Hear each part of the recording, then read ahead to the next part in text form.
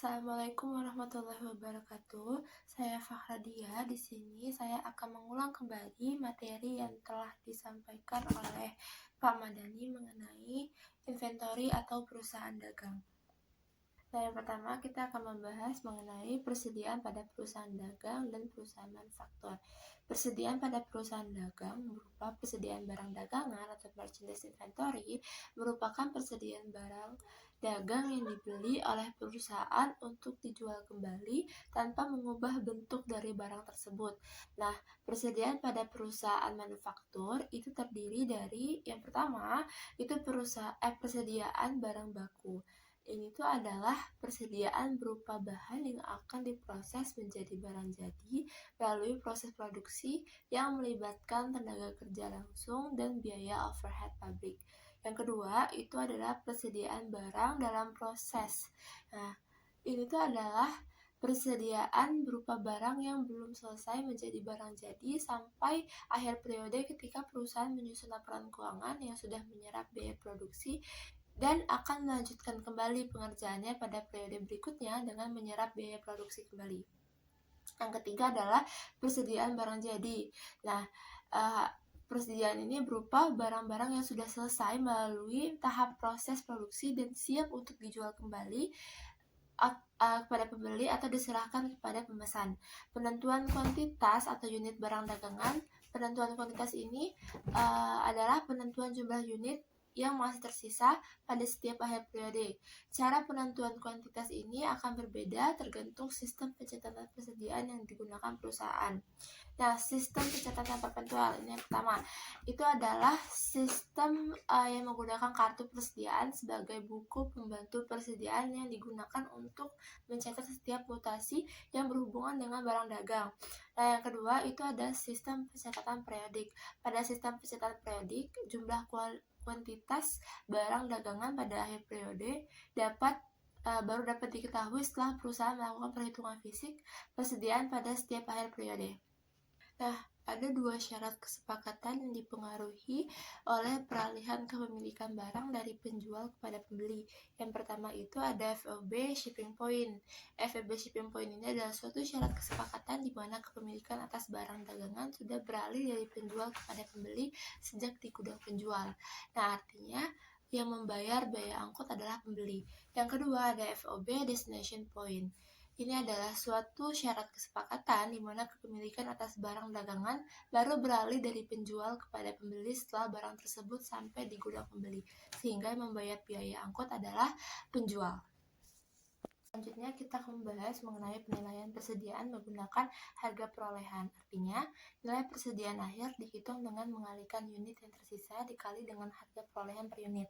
Ada beberapa cara menentukan nilai persediaan berdasarkan metode harga perolehan. Yang pertama, itu ada identifikasi khusus. Biasanya digunakan untuk perusahaan dengan jenis barang yang memiliki kode unik, misal mobil atau motor yang setiap unit memiliki nomor angka mesin.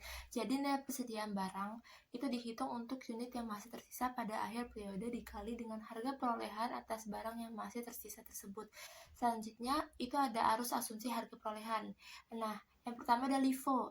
FIFO itu adalah asumsi arus harga perolehan di mana nilai persediaan barang dagang akhir itu dihitung dengan mengalihkan unit yang tersisa dengan harga perolehan per unit untuk harga perolehan terakhir. Sedangkan harga pokok penjualan pada sistem periodik itu akan dihitung dengan mengurangkan harga perolehan atas barang yang terjual dengan nilai persediaan barang dagang akhir. Jika menggunakan sistem perpetual, maka harga pokok penjualan dihitung dengan mengalihkan unit yang terjual dengan harga perolehan per unit urut harga perolehan awal. Yang kedua ada LIFO. LIFO adalah asumsi arus harga perolehan di mana nilai persediaan barang dagang akhir itu dihitung dengan mengalihkan unit yang tersisa dengan harga perolehan per unit urut harga perolehan awal. Sedangkan harga pokok penjualan pada sistem periodik akan dihitung dengan mengurangkan harga perolehan atas barang yang terjual dengan nilai persediaan barang dagang akhir. Yang kedua ada rata-rata. Rata-rata adalah asumsi arus harga perolehan di mana nilai persediaan barang dagang akhir itu dihitung dengan mengalihkan unit yang tersisa dengan harga perolehan rata-rata per unit.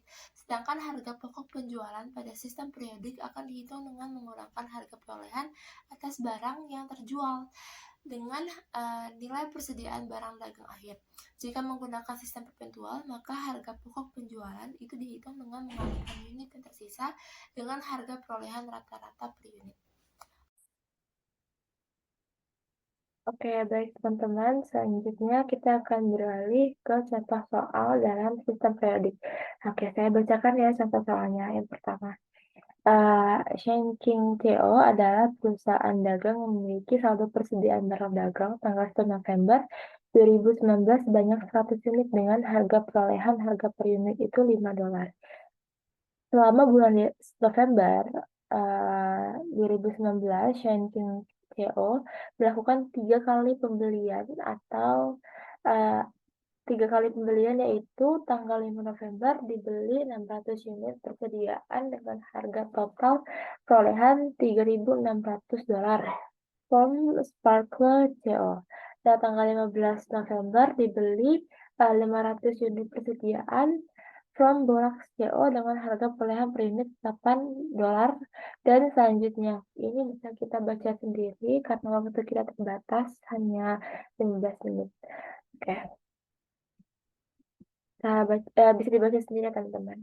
Nah, diminta berdasarkan asumsi arus harga perolehan LIFO rata-rata sederhana dan rata-rata tertimbang, tentukan yang pertama nilai persediaan barang dagang akhir tanggal 30 November 2019. Yang kedua, eh, harga pokok penjualan untuk bulan November 2019 dan laba kotor untuk periode bulan November 2019. Penyelesaiannya, oke. Kita pakai asumsi yang LIFO dulu. Nah, yang pertama yang harus kita lakukan adalah menentukan total harga perolehan atas barang persediaan untuk dijual, cost of goods available for sale, untuk bulan November. Ini yang cost of goods ini bisa kita katakan sebagai HPP, atau harga pokok penjualan. Nah, ini contohnya ya. Kita harus data dulu per tanggalnya, lalu kita masukkan apa-apa saja yang perlu dimasukkan dalam Vivo.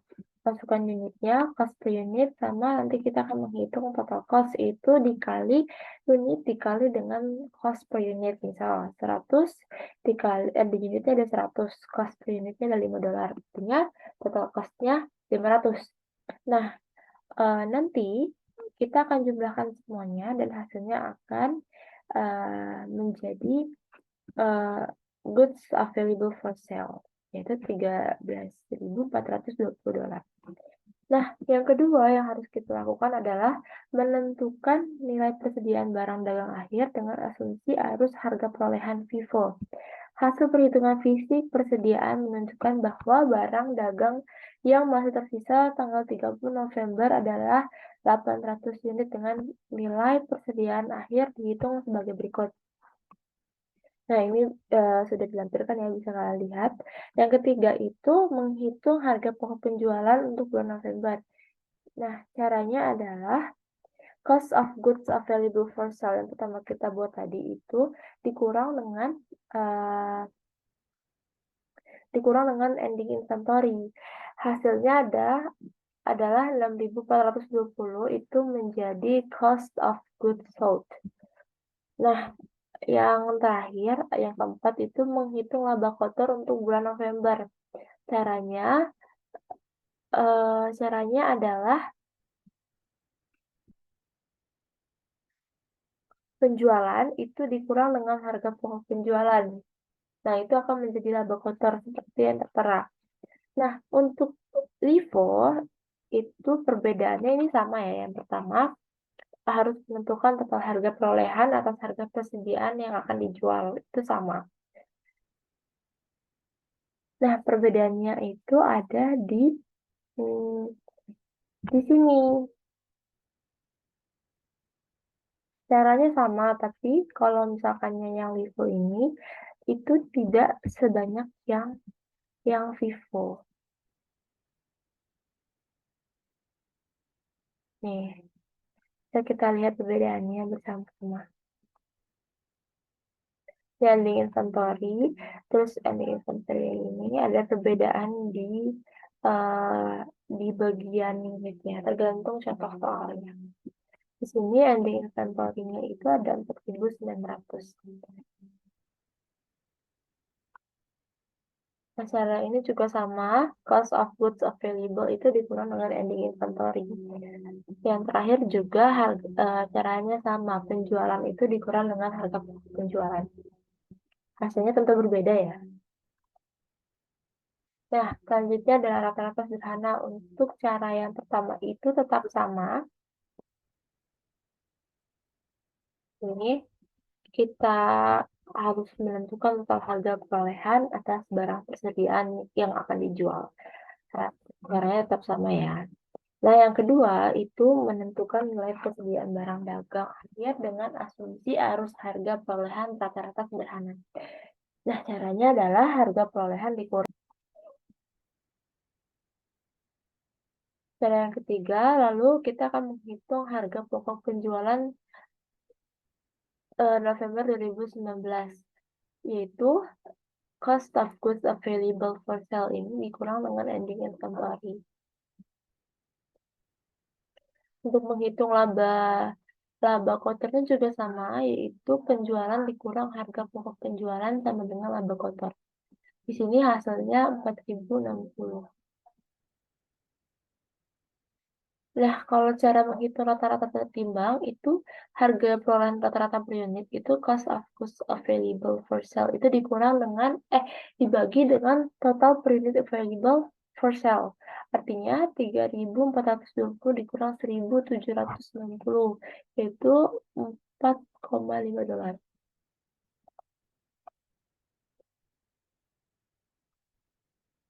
Hasil perhitungan fisik persediaan menunjukkan bahwa jumlah barang dagangan yang masih tersisa sampai tanggal 30 November adalah 800 unit dengan nilai persediaan 800 unit dikali $7,5 yaitu $6.000. Hasilnya berarti nilai perolehan akhir itu segitu ya. Lalu selanjutnya kita akan menghitung harga pokok penjualan untuk bulan November yang rata-rata tertimbang. Caranya tetap sama, cost of goods available for sale dikurang ending inventory sama dengan cost of goods sold. Menghitung laba kotornya juga sama, penjualan dikurang dengan harga pokok penjualan, yaitu $11.880 dikurang $7.400. Hasilnya $4.460. Oke, mungkin segitu dulu contoh yang bisa saya sampaikan. Di next time mungkin akan dijelaskan lebih rinci lagi mengenai materi mengenai ending inventory. Terima kasih sebelumnya. Assalamualaikum warahmatullahi wabarakatuh.